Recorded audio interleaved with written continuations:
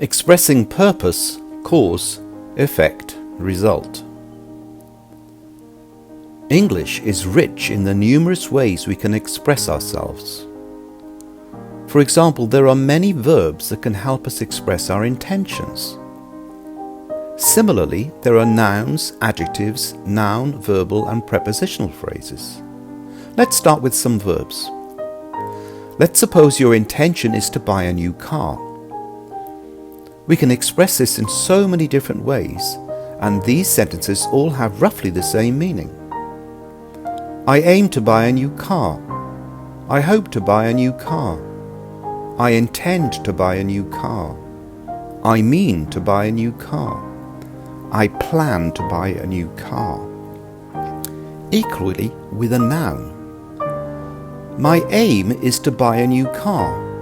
My ambition is to buy a new car. My dream is to buy a new car. My hope is to buy a new car.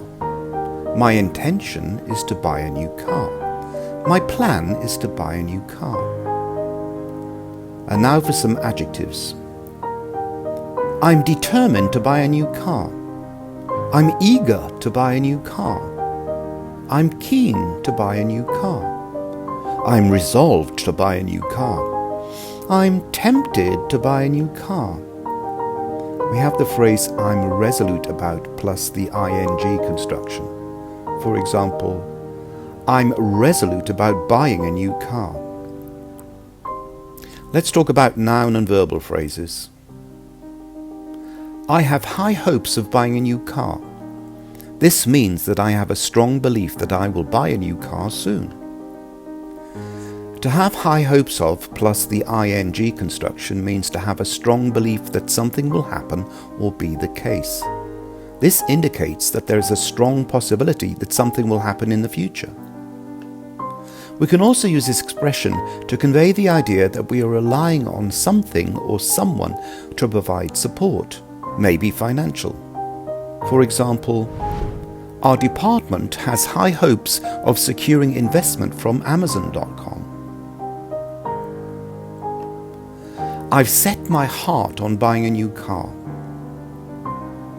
This is an emotive expression which denotes that it is your firm dream or ambition, ultimately, to buy a new car. Maybe not now, but in the future. It really expresses your desire to achieve something very much. For example, I've set my heart on gaining a place at Harvard or Yale. Something less definite is the phrase, I harbour a dream of plus ing. This is like a wish. For example, I harbour a dream one day of buying a property in Helsinki, but at the moment, their government is not keen on allowing residency rights to non-Europeans. In the negative, we can use the expression I've no intention of plus the ing phrase. For example, I've no intention of accepting their offer. It's an insult. I'm sure I can get a better offer from many other companies. When we want to indicate that we haven't decided yet, but we're inclined not to do something, we can use one or two phrases. For example, I've half a mind not to attend the seminar. It'll be such a waste of time. Their best speakers will not be attending and the program doesn't look very inspiring. Or a phrase which does not indicate whether you intend to do something. It merely indicates that you are not sure but need to be convinced. I'm toying with the idea of subletting my apartment. My only reservation is that I will probably have to pay extra tax. There are also some prepositional phrases we can use to express intention. For example, with the aim of plus ing, in the hope of plus ing, with a view to plus ing. Here are some examples to illustrate. He forwarded them his company details with the aim of securing their business. He forwarded them his company details in the hope of securing their business. He forwarded them his company details with a view to securing their business. Let's now look at cause and effect. The first thing to note is that there are two words that are easily confused, especially by native speakers, as they sound exactly the same. Affect is a verb. To affect means that an action is taking place that changes the nature of something or someone or has an influence. The result, a noun, is the effect. For example, inflation affects our business. Inflation has an effect on our business. Here are some verbs that can be used in slightly different contexts to denote the idea of effect. To determine. For example, next month's sales figures will determine our future marketing strategy. To dictate. For example, the recent drop in visitor figures dictated a new policy of offering free entry before 11 a.m. To engender. For example, seeing policemen patrolling the streets engenders a feeling of security among the city dwellers. To give rise to.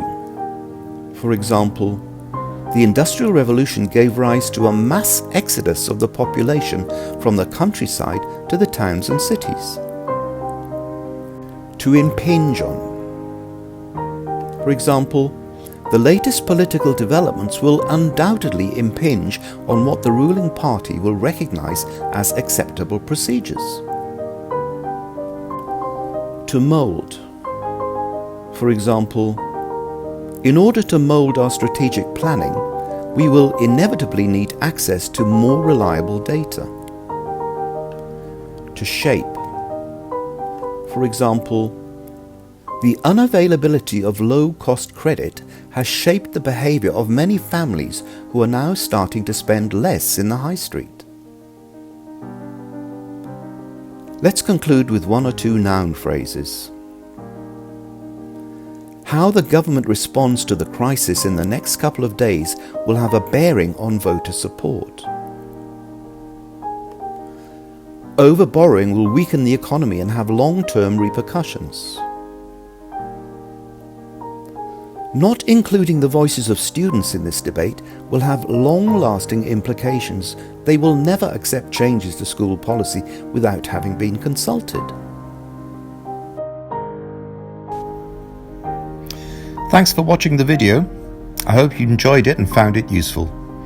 Don't forget to pass it on, place a like, and turn on your notifications.